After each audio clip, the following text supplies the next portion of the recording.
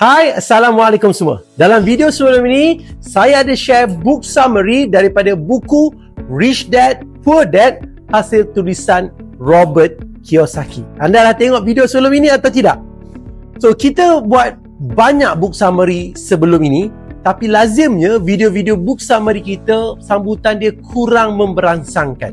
Tapi kali ini lain pula. Video kali ini dapat sambutan. Dah ada banyak komen dan tuan-tuan saya baca setiap komen yang ditulis. So, ada yang kata banyak lagi yang perlu dikongsikan. Rasa macam tak cukup lah buku ni, kena tambah lagi, kena buat part 2 yang ada kata. Ada yang nak lebih lagi. So bila saya baca semua komen ini, saya setuju dengan pandangan mereka. So ada banyak yang tak dikongsikan lagi. Buku ni memang banyak memberi kesan pada pembaca. Sebab bila baca, dia buat kita terfikir. Dan dia ada mind setting yang lain. Dia ajar bezakan antara miskin dan kaya. Dia ajar untuk bezakan antara aset dan liability. So, bila saya dah faham apa beza kaya dan miskin, so macam mana saya nak berubah hidup saya. So, dan di sinilah ramai orang terhenti. Dah tahu beza tapi tak tahu macam mana nak move forward. Macam mana nak buat. Mereka dah faham teori tapi tak nampak jalan. Sebab itu, Robert Kiyosaki boleh baca pandangan pembaca. So, apa dia buat? Dia tulis buku keduanya, buku yang lebih dalam, lebih praktikal. Lebih macam in your face, orang kata. Kan? Dan lebih membuka mata. Jadi, Robert Kiyosaki keluarkan buku kedua beliau bernama Cash Flow Quadrant. Ia bukan sekadar buku, ia peta kehidupan. Dia bagi kita kompas mana nak jalan. Dia menerangkan tentang 4 jalan yang menentukan masa depan seseorang.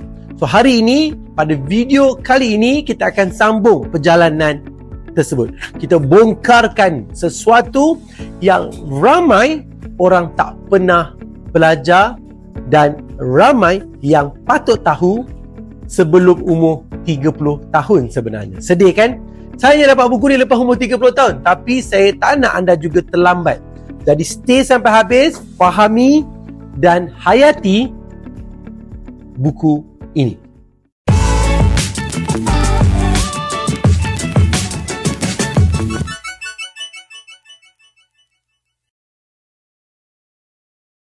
Robert Kiyosaki kata, masalah ramai orang, mereka bukan tak rajin, mereka cuma berada di kuadran yang salah. Sebab dia perasan satu benda pelik.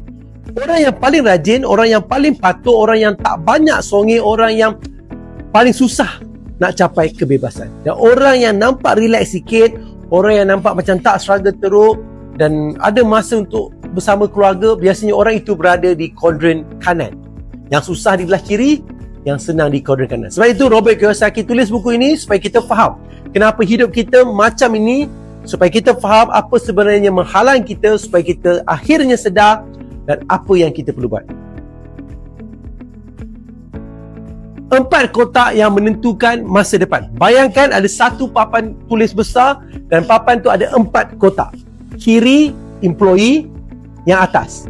Kiri bawah, self-employed, S. Kanan atas, B, business owner. Kanan bawah, I, investor. Boleh nampak 4 kotak ini kan? Okay, Robert Kiyosaki kata setiap manusia berada dalam satu kotak ini. Dan nasib kewangan mereka ditentukan oleh kotak mana mereka pilih. Kiri adalah dunia pekerjaan, kanan adalah dunia kebebasan. Kiri, kita tukarkan masa untuk duit dan sebelah kanan, duit itu bekerja untuk kita. Dan yang paling mengejutkan, 90% manusia berada di sebelah kiri, hanya 10% berada di sebelah kanan. Dan hidup mereka memang berbeza umpama langit dan bumi. Mari kita mula masuk kuadran yang pertama, E, employee. Saya nak cerita tentang seseorang yang mungkin sangat dekat dengan hidup kita semua. Kita namakanlah dia Saiful. Setiap pagi Saiful bangun 6 pagi, masuk kerja pukul 8, punch card, duduk, buat arahan, kipas bos, elak salah yang boleh, kan, cuba nak buat semua benda perfect. Setiap hujung bulan duit masuk dan setiap hujung bulan duit itu habis. Saiful bukan malas, dia buat apa yang sekolah ajar dengar cakap cikgu, dengar cakap keluarga, belajar rajin-rajin, dapat kerja baik, hidup selamat. Tapi hakikatnya Saiful tidak selamat tu. Gaji naik sikit, kos hidup naik banyak. Saiful kerja untuk duit. Kalau dia berhenti kerja hari ini, pendapatan kosong. Itu kuadran E. Kuadran yang paling ramai orang duduk, yang paling ramai orang terperangkap. Ramai orang fikir lari dari makan gaji untuk menyelesaikan masalah, tapi mereka tak tahu kadang-kadang mereka lari dari penjara kecil untuk masuk penjara yang lebih besar. Ini dunia S, self-employed.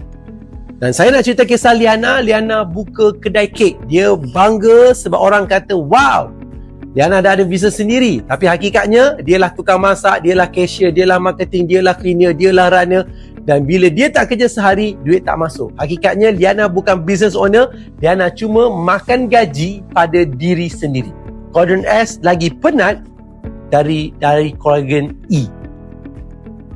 Cuma bezanya dalam E, bos ialah orang lain. S, bos adalah diri sendiri. Yang bos itu jauh lebih garang. Kuadran seterusnya adalah dunia yang jarang orang masuk. Dipanggil business owner. Ini bukan orang yang ada dalam kedai, ini orang yang ada sistem. Saya nak kongsi kisah satu owner, nama dia sama mula macam Liana. Dia masak sendiri, dia kira duit sendiri, dia buat semua sendiri. Dia adalah self-employed, tapi satu hari dia sedar kalau kedai saya hidup bila saya ada, itu bukan bisnes, itu cuma kerja. So apa yang Liana patut buat, dia mula ambil pekerja, dia mula ada standardized recipe, dia mula ada SOP, dia mula buka cawangan. Sampai satu hari dia cuti sebulan, kedai tetap buka, duit tetap masuk, customer tetap ramai. Ini kuadran B, business owner. Bukan buat kerja, tapi buat sistem yang buat kerja. Beza kan? Business owner dan self-employed. Kuadran terakhir yang paling tenang, iaitu I, investor. Investor adalah orang yang tidur pun duit dia masuk. Bukan sebab magic, tapi sebab aset mereka bekerja 24 jam untuk mereka. Contoh aset macam saham, rumah sewa, bisnes yang orang lain jalankan, dividen, royalty, dia jual kursus, dia jual buku, dia jual konten. Investor ialah orang yang paling bebas. Masa mereka bebas, pendapatan mereka bebas, pilihan hidup mereka bebas. Ini kuadran impian. Tapi ramai takut nak masuk sebab mereka tak faham. So ada 4 kuadran, ingat. E, S, B dan I. Dan I adalah kuadran impian.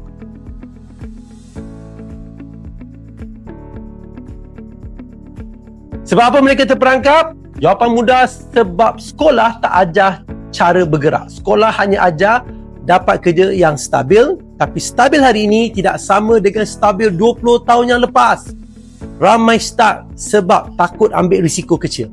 Tak pandai bina skill. Tak belajar kewangan. Tak faham apa itu asset versus liability.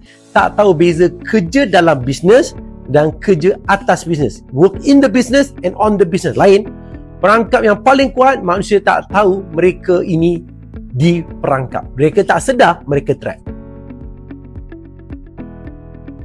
Nak bebas, kena ikut jalan ini. Nombor 1, E, employee. Masa jadi employee, belajar skill, kumpul modal, kumpul pengalaman. Kemudian S, self-employed.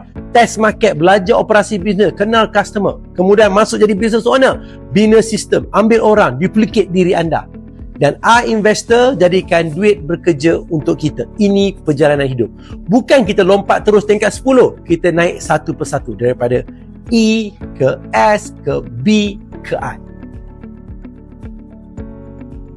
Hari ini saya nak tanya anda satu soalan yang mungkin mengubah cara anda lihat diri sendiri. Anda berada di kuadran mana sekarang? Dan anda akan kekal di situ sampai bila? Jika anda rasa anda nak masa, nak kebebasan, nak pilihan dalam hidup, jawapannya anda perlu berada di kuadran kanan dan perjalanan anda bermula bukan dengan duit, tapi bukan dengan modal yang besar, bukan dengan nasib, tapi dengan satu keputusan kecil. Saya nak bergerak walaupun perlahan. Sebab orang yang bergerak perlahan tetap lebih jauh daripada orang yang tak bergerak langsung. Beza itu cukup besar. Terima kasih kerana menonton. Jangan lupa subscribe, like dan share serta komen buku dan topik apa yang anda mahu kami kongsikan pada masa akan datang. Sekian, Akademi Dr. Aizul Amar, pembelajaran sepanjang hayat.